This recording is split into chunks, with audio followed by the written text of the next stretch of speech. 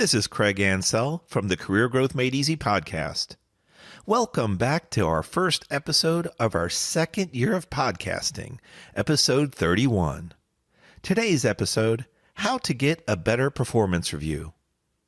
You know, we're so proud to be with you for over a year now. It's been a struggle to get through the year because there's been a lot of ups and a lot of downs. But there's one thing to celebrate for sure. Together, we've survived one of the toughest years yet. Not just socially, but medically and economically as well. For us here at Career Growth Made Easy podcast and CraigAnsell.com, we've survived our first year of business. It too was filled with a lot of ups and downs. First-time web creation, editing, upkeep, learning podcast equipment and software for recording and editing, to getting the word out and finding our way on social media. By the way, you can reach us at Craig Ansell on Facebook, LinkedIn, and Instagram. And new for 2021, we're adding Twitter for more interaction with us. We look forward to the conversation. Speaking of survival and coupling it with celebration, I have an announcement to make. We have an all-new digital product called Craig Ansell's Resume Masterclass, just released last month. What makes this class different from all the others? A great number of things.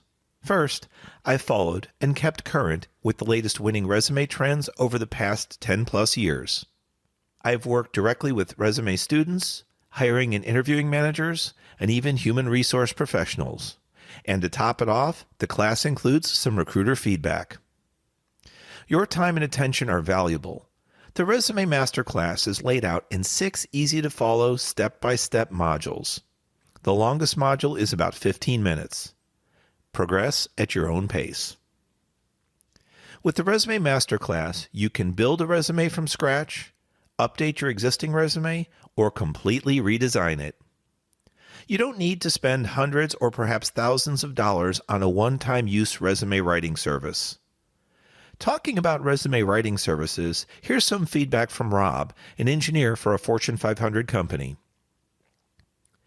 In uncertain times, I wanted to be prepared should a job shift occur. So I tried a resume writing service. It was crap. When I complained, they gave me a senior resume writer. More crap. When Craig described the Resume Masterclass course content, he provided more knowledge and value to me than the resume writing service did during the whole process. You get lifetime access to my Resume Masterclass. Upon signing up, you can use it to immediately build, update, or redesign your resume. By the way, if you're serious about getting that next interview, a single generic resume just won't cut it anymore. You should have a job-targeted, specific resume for each application. It's not as bad as it sounds. I'll walk you through what to keep on your resume and what to update. Finally, if you have a completed resume, but it's not getting the traction or interview callbacks you'd like, you can use this class to make sure your resume is set up for the best chances for success. There's a number of do's and don'ts when it comes to online resume submission and in-person reviews that could make or break your chances. Go to rmcenroll.com today to find out more and sign up. Now, back to our first episode on year 2 of the Career Growth Made Easy podcast. As a reminder, this is episode 31, How to Get a Better Performance Review. This episode was inspired from a question posed to their manager during an employee's end-of-year performance review. It was asked, "What do you have to do around here to receive a better-than-average rating?" If you can relate, stay tuned because we're going to take a deep dive into that question. We're going to uncover ways to avoid the need to use that statement. We're going to turn the tables and focus on ourselves and learn how to better prepare for our end-of-year performance review. First off, let me say, in my early work days, similar words likely came out of my mouth. From my first-time job at McDonald's to working in a carpet and rug store, moving into college, and eventually getting a professional position in a company. You never know what type of manager or supervision you're going to work for. Most of us are just very thankful, especially in today's COVID times, to have a job at all. And sometimes it's really difficult to know how to please or even satisfy your management that you report to. What changed for me, and why did it change over the years? Well, I worked for a variety of managers over my time, and what I noticed was that just being average and just doing the status quo wasn't what I was interested in. Yes, I wanted to fulfill my obligations and my duties for my position, the company that I worked for, but I also wanted to strive to do more and give back more to the company and show them that I cared and was interested in growth. If you're in that situation where you feel like you're not only meeting the minimum standards, but you're striving and attempting to excel at what you do, then you're in the right place listening to this podcast. Sometimes we look within ourselves and say, hey, I can do this, I can do that, and I should be seen as an up-and-comer. I should be seen as someone that's performance-driven and ready for promotion in the next interview or the next performance round. But the problem is when we're looking inside ourselves, we keep trying to push ourselves and we keep trying to better ourselves without realizing that we need to treat our supervisor, our manager, as the customer and deliver to them something of value, something of quality. So the best way is to look at your job description and make sure you're meeting those minimum requirements for sure. But really, it's a good opportunity to sit down with your manager, not during your annual review, but in the interim, in the mid part of the year, and say, hey, I would just like to speak to you on my performance and, bounce some ideas off you and get some feedback from you. Please please tell me candidly what you're seeing in me and my performance and how I might improve to do better for the company. I think honestly, sitting back, very few of us can say that we've gone up to our supervisor or manager and just asked for a one-on-one few minutes together to get kind of like an interim update or an interim performance review. No, you're not brown-nosing or kissing their butts. You're simply wanting, if you're being genuine, you're simply wanting to know where you stand so that you have a chance for improvement before the end of your performance review rolls around. Now, you might say, how can I apply the information that I've received in one of those interim performance reviews? And the key thing there is to really listen to what the manager or supervisor is saying and take down key notes where you can improve, where you might have some shortcomings, and also where you're strong so you know what the company sees as far as a value and a benefit to them. Finally, you need to be able to read somebody's body language, right? If you're fortunate to either have a video remote conference or in person with social distancing, there are still some social cues that people give off to let you know if they're interested in the conversation and maybe what some of your pain points are, some of the difficulties they're having with working with you or managing you. So try to read into those things, and when you see those head nods or those crossed arms across the chest, meaning that they're kind of closed-minded and shut down, stop and ask a probing question or two. If you remember, probing questions mean they're open-ended questions. You don't just want to get yes or no answers. You want to get detailed responses. So, if you said, hey, am I doing everything necessary that the job requires? That's called a closed-ended question, and your response might be yes, no, maybe. But if you say, hey, what are some areas that I could improve in to provide better value to this company? That's an open-ended question.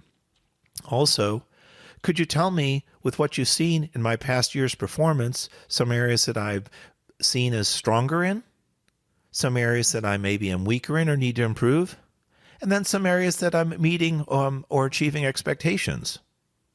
That way you've got something to balance out to see what they see as your highlights, maybe some potential lowlights or areas for improvement, and then where you're kind of status quo and meeting the average, you're being acceptable. Now, by the way, to set the record straight, there's plenty of companies out there that use rating systems from 1 to 5 or 1 to 10, where with the 1 to 5, 3 is average. Many companies, even Fortune 500 companies, can tell you that a rating of 3 or average is acceptable and there's nothing wrong with it whatsoever, and that you could go years, in fact, your entire career, receiving 3s on your performance review, and you would do well with the company. Now, If you are someone that likes to achieve, maybe consider yourself an overachiever or someone that strives for perfection by chance, which, by the way, perfection can hurt you too. More on that later. But if you're someone that strives to be an overachiever, you might be targeting that 3.5 or 4 if you have those partial ratings, and you need to find out how to get there. So by asking those probing, open-ended questions, it could be a way to show you the path to growth within the company. Also, when you get that feedback and it talks about the things that you might have areas of weakness or areas where you're least developed, you need to take them seriously. If your company has any types of training programs or monetary reward systems for taking those classes, or even if they're willing to support partial payment towards that training or coaching, you should work with your management to try and get that training booked over the next 6 months or year. By them recognizing that you're looking to better yourself and improve your areas of potential weakness, that is going to show that you're looking to develop internally, personally, as well as professionally, and they're going to be supportive of you in most cases. Now, there's going to be a few companies out there, and maybe this is your situation, that don't support additional education or training at this time due to tight budgets, right, in the economy. So if you have the opportunity to take some online training classes or, listen to some podcasts like this that hopefully better you in your personal and professional life, then go ahead and do that. But be selective with what you spend your time with so that you know you're getting the best value, the best bang for the buck for your time. I actually add those types of training classes to my resume, whether they're company paid for or personally paid for. One example I gave in the Resume Masterclass actually is talking about Dave Ramsey's Financial Peace University. I purchased that, and my wife and I went through that years ago, but it was extremely helpful in helping us learn how to build a budget, how to get out of debt, and how to plan for the future, including saving up for retirement. You might ask, Craig, what does this have to do with, my end-of-year performance review? Well, 2 things. 1, it goes on your resume. Number 2, why does it go on your resume, and what does it have to do with your performance review?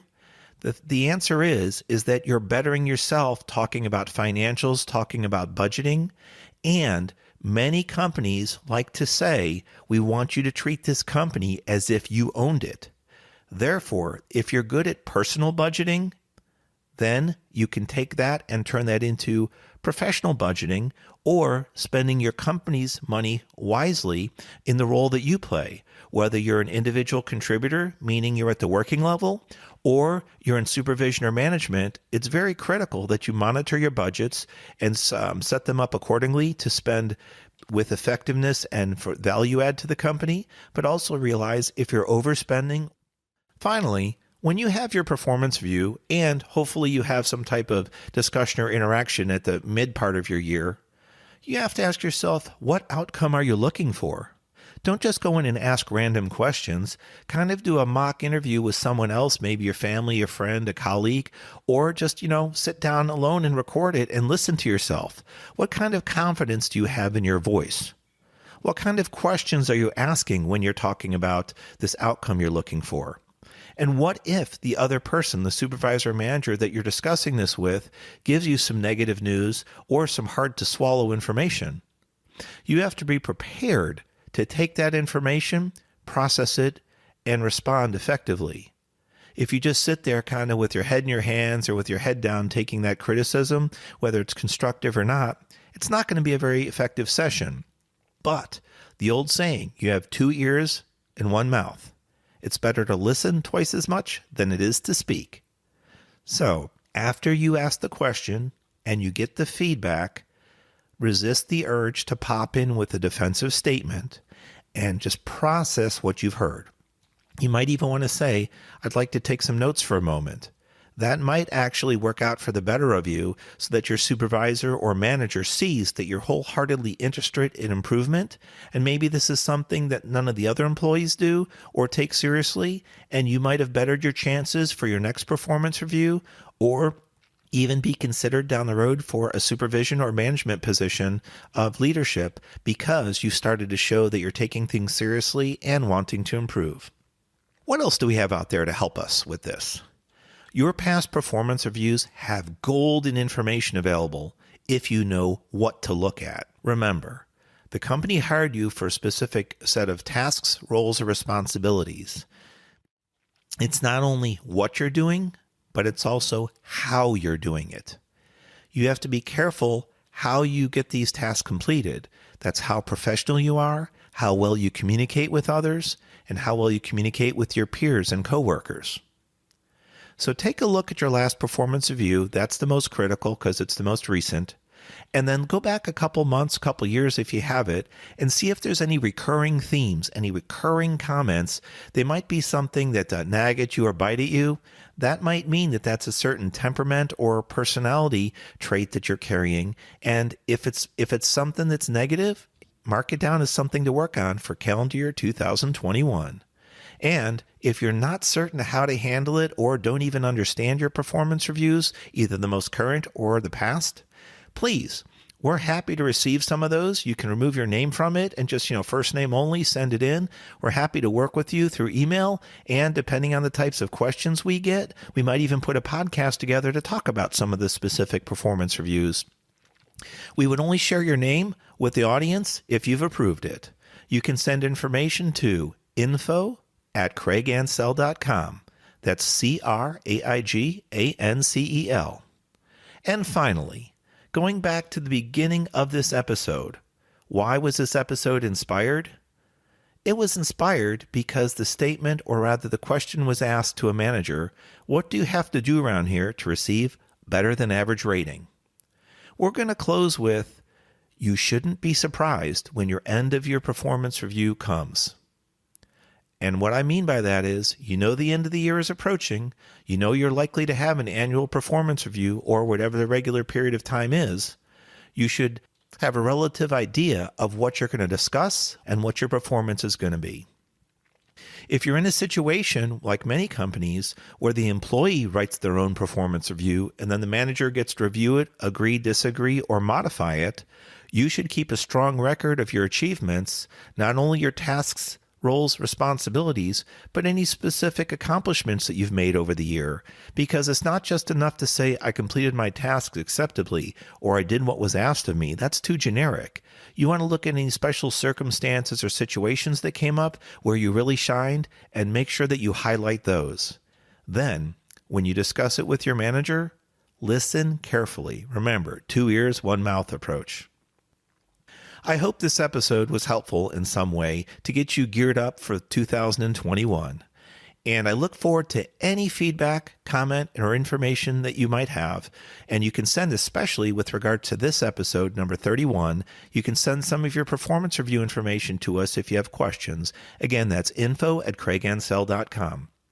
In closing, I wanted to remind you about our brand new for 2021, Craig Ansell's Resume Masterclass. We're proud to release it, and here's a small breakdown of what you'll get inside.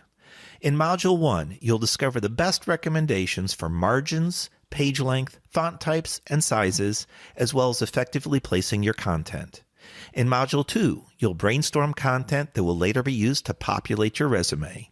You'll explore your background for any and all things that could show you as a beneficial hire to a future employer. Next, in Module 3, you'll target a job. You'll learn how to think from your future employer's perspective and answer the question that's inside their head. Why should I hire you? With Module 4, you'll learn about a dozen resume section headings. You'll represent your highlighted achievements with clear headings that best align with the targeted job. In Module 5, it's titled Showcase Your Value. This is where you'll create, update, or redesign your resume to clearly showcase your value to a future employer. And in Module 6, the final module, it's called the Pre-Submission Checklist. You'll check for technical errors and prepare your resume for online submission and reader review. You can grab this lifetime Resume Masterclass access at rmcenroll.com now. Pretty cool, huh? If you're not sure, go to rmcenroll.com now and check out some of the testimonials. The class content has helped high school students build their first resume. College students target a highly sought-after job and win an interview. all the way up to professionals, including those in Fortune 500 companies. A quick note. As your work experience grows, many times so does your resume content and length. Your resume needs to be clean, clear, and concise. If it's too lengthy or has too much content, it could be an eyesore and get discarded. Learn how to overcome that and only load your achievements that align with your targeted job. Finally, if your career path changes or the economy downsizes and you find the need to repurpose yourself and your resume, you can do that too with the Resume Masterclass. The easy-to-follow structure is laid out so that you can come back as often as you need to refocus on a newly targeted job. Thank you for celebrating 1 year of podcast broadcasts with us and the new release of my Resume Masterclass at rmcenroll.com. Again, you can email us at any time at info@craigansell.com. Then there's our website, craigansell.com, and we're at social media at craigansell for Facebook, LinkedIn, and Instagram. And we're excited to announce in 2021 we're adding Twitter. That way we'll be able to have more conversations with you and learn more about your needs and helping you grow in 2021. Remember, we're here to help. If you have a career growth question or struggle, please write in. We'll do our best to help you out, and we might even be able to put a podcast episode together because if you're struggling, others may be in a similar situation and could benefit too. Wishing you peace and health for the new year. This has been Craig Ansell for the Career Growth Made Easy podcast.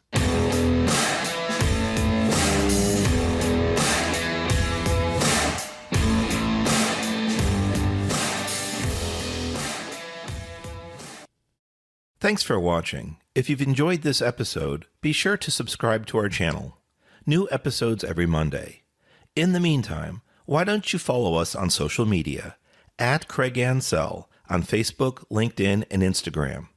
To book a coaching appointment, download our free guides, or join our email list, check out the links in the description below.